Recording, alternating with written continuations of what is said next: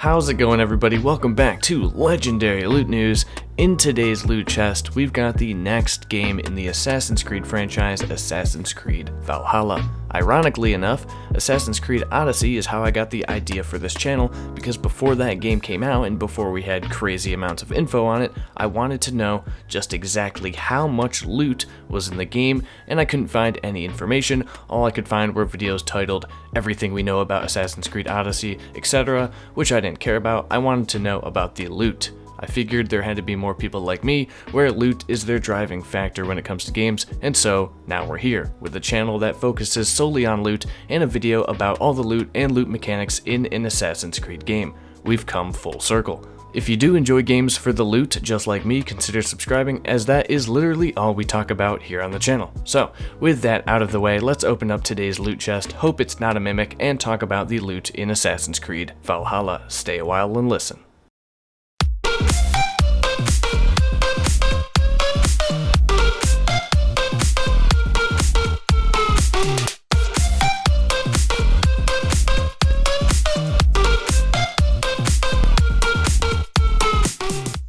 First off, some disclaimers. I have researched this a ton. Ever since the Ubisoft Forward event a few days ago, there have been a lot of videos of people playing the game and articles talking about people playing the game. That's a lot of info and player opinions and content to surf through, and surf I did. I've watched so much Valhalla gameplay over the last couple of days to try and spot every tidbit of loot and mechanics I could find. With that being said, there are a lot of videos I'm sure I didn't watch, so I definitely probably missed something, but I've got the bulk of the information for you all in this video regarding the loot.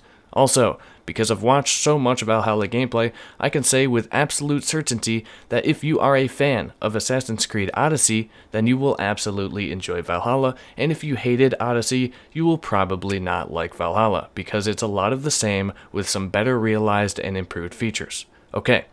On to the loot. We've got a lot to talk about, so grab a drink or something. I'll start with the facts, and then I'll share my quick opinions at the end of the video. In Assassin's Creed Valhalla, the main currency that you will be using to buy, sell, barter, or gamble with is silver. Contrary to what Ubisoft said a few months ago during the initial Valhalla reveal, there is a leveling system.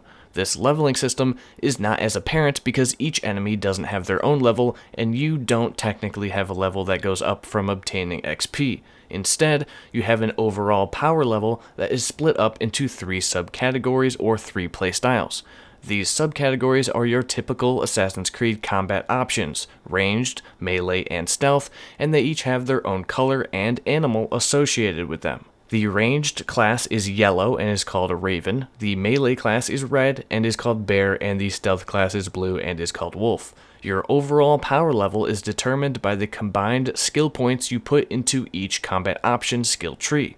So no matter where you allocate your skill points, whether it's the raven, bear, or wolf tree, you're always increasing your global power level. Now, where does the loot come in here? Well, as far as I can tell, there's no traditional loot rarities in Valhalla, even though it might look like it. If we bring up an inventory screen, it looks like you've got 3 rarities, the yellow, blue, and red.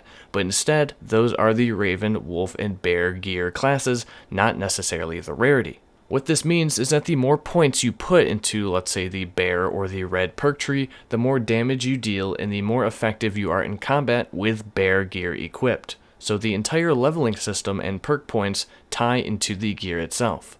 The higher your overall power level is, the higher your base stats and survivability are out in the world. So, in Assassin's Creed Odyssey, you leveled up, each level granted you ability points, enemies had their own levels, quests had their own levels, and if you weren't high enough level, you were going to have a rough time.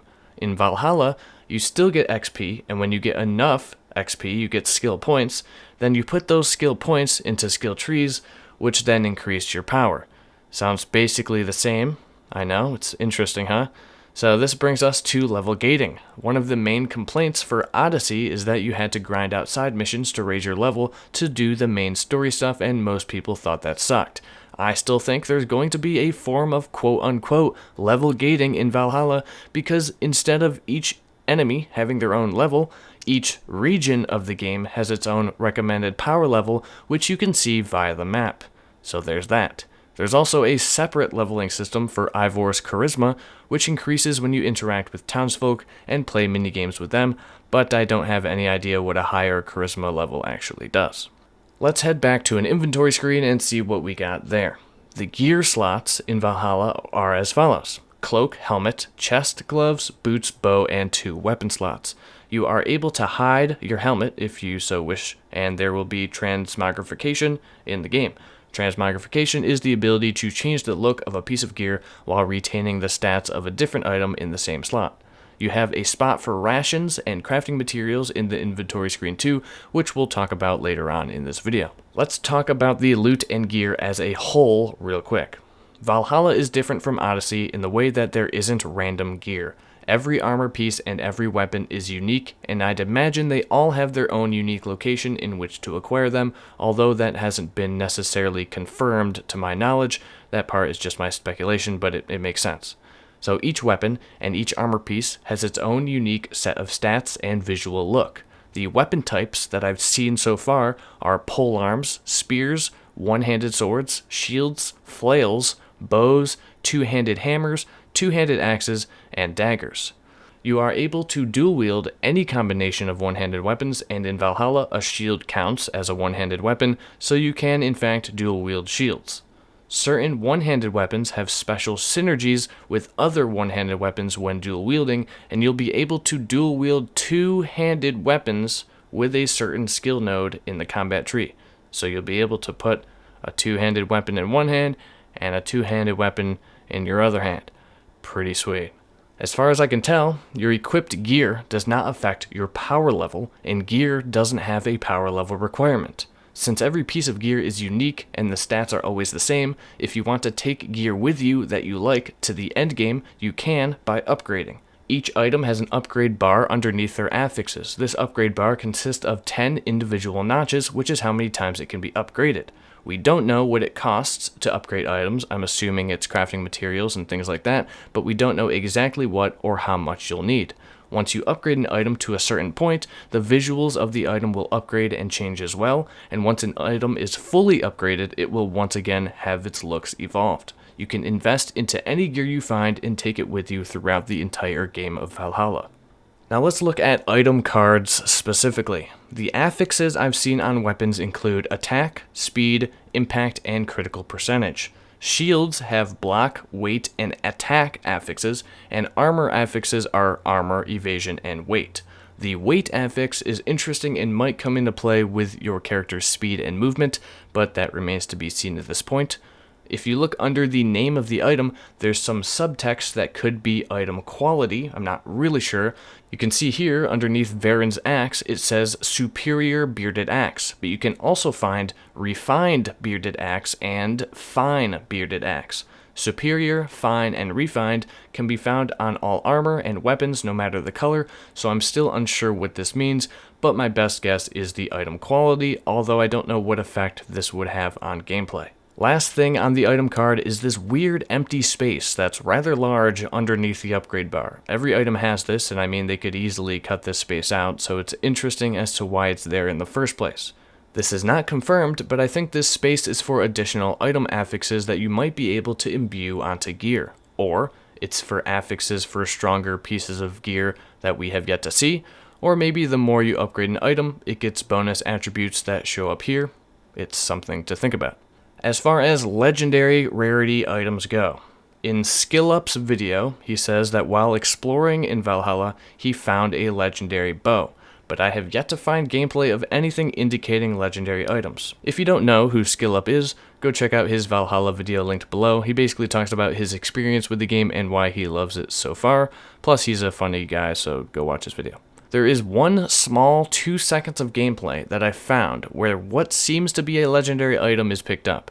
Once this mythical boss Black Shuck is killed, you get his head, and the item icon is orange like a legendary would be, since yellow or gold gear is already taken by the Raven gear. What you can do with this head, I don't know. Is it just a collectible? Can you put it on show in your settlement? I have no idea. It might not even be legendary for all I know, but that's the closest thing I could find to it.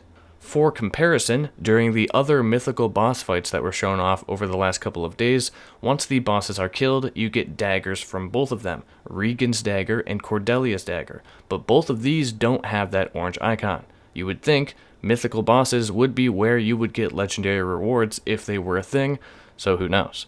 Also, as far as elemental damage on weapons go, I haven't seen anything besides being able to dip your arrow tips in fire to make fire arrows, and an ability that adds poison damage to your bow and weapons. Since all gear is unique, and you likely find them in unique places, you probably assumed that your regular run-of-the-mill enemies don't drop gear anymore, and in all the gameplay I've seen, that is true, and it makes sense. So what can regular enemies drop? Well, from what I've seen, you can get crafting materials, currency, junk, arrows, rations, potions, things like that. Rations and potions replenish your health because in Valhalla, your health no longer regenerates naturally over time. You either have to have picked up enough food to make a ration, found a health potion, or went fishing. Yes, there's fishing. All we know is that catching and eating fish replenishes your health, so not sure if there's any other reason to fish, but I kind of hope there is. So, if you're not getting gear from enemies anymore, then where do they drop? Well, in the gameplay we've seen so far, you can get gear from bosses, quests, and from chests, particularly golden chests.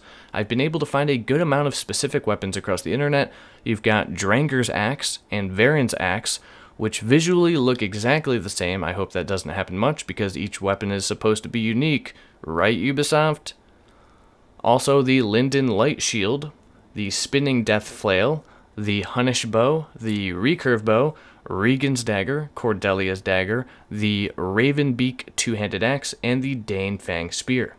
We also know that you can in fact find gear by just exploring the world of Valhalla, which is a perfect segue to the secrets part of the video. Secrets in Valhalla are 1/3 of the collectibles in the game. Collectibles are broken down into 3 different categories: wealth, mysteries, and secrets. Each region in the game has its own amount of each of these categories. Mysteries are the more mythical instances in the game. We know that offering altars and the mystical bosses fall under this category. Secrets are just that. We don't know what resides in this category besides flying papers. Flying papers is a callback to a very old Assassin's Creed mechanic in which you have to use your parkour abilities to chase after a paper that's blowing in the wind. These papers have tattoo images on them that, once caught, can be applied to Ivor. The third category of collectibles is wealth. This is the good stuff: the silver, the chests, metal ingots, gear, and something called books of knowledge. These books can be found throughout the world, and they grant you brand new abilities. If you find a book that gives you an ability you already have, then that book instead upgrades that ability. Most of these books are heavily protected by military camps and tons of enemies, but the only way to get these abilities is to hunt down the books. There are also standing stones and cairns you can find that fall under one of these categories. I just don't know which one. Once you find any of these collectibles, the game tells you how many you found and how many there are left to find in that region, so you'll never be wandering around looking for something that's not there. Do note that most of these collectibles actually give you something in-game. Most give skill or ability points, papers give tattoos, chests give loot, some give quests, so it's worth exploring the world to find all the stuff. And as far as other random things you can pick up or items for crafting, you can find shells, buckets, woo, ingots, different plants like shrubs and berries, mushrooms, leather, silver, and rations were the items that I've seen picked up. And that's it. That is all the info we know about loot and loot mechanics in Assassin's Creed Valhalla. If there's anything I missed, let me know. With sources, if you can, that'd be great. As far as my personal opinions go, I don't want this video to be any longer than it already is, but for the most part, I absolutely love everything I'm seeing. I loved Odyssey and had no quarrels with it, except for it being way too big and filled with a lot of pointless stuff to make it feel full. Other than that, I loved it, and I'm positive I'm going to love Valhalla even more.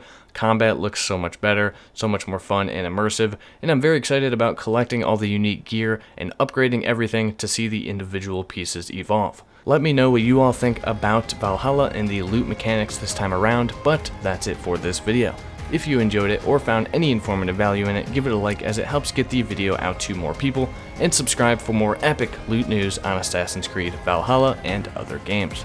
Also, follow me on Twitter for more game news that doesn't quite make it into videos and for other game shenanigans and discussions. This has been your daily dose of legendary loot news, and I hope you have a legendary day.